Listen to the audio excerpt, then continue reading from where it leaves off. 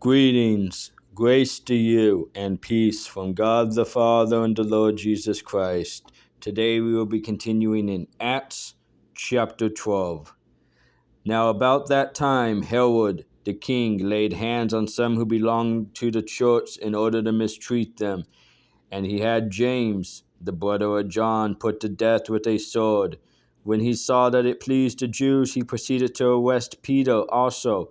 Now it was during the days of unleavened bread.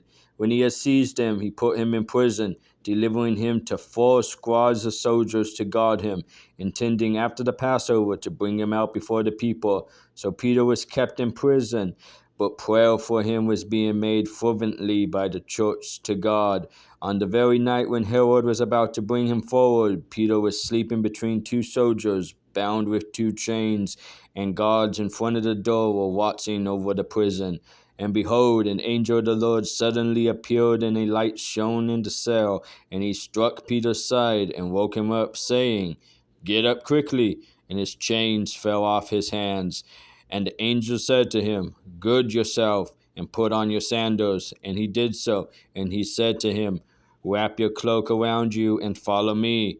And he went out and continued to follow, and he did not know that what was being done by the angel was real, but thought he was seeing a vision. When they had passed the first and second guard, they came to the iron gate that leads into the city, which opened for them by itself. And they went out and went along one street, and immediately the angel departed from him.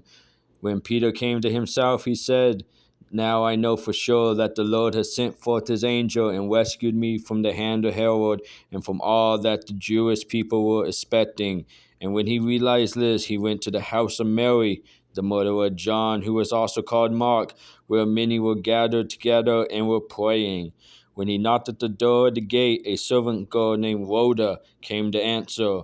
When she recognized Peter's voice, because of her joy, she did not open the gate, but ran in and announced that Peter was standing in front of the gate. They said to her, "You are out of your mind." But she kept insisting that it was so. They kept saying, "It is his angel." But Peter continued knocking, and when they had opened the door, they saw him and were amazed. But motioning to them with his hand to be silent, he described to them how the Lord had led him out of the prison. And he said, "Report these things to James and the brethren." Then he left and went to another place. Now when day came, there was no small disturbance among the soldiers as to what could have become of Peter.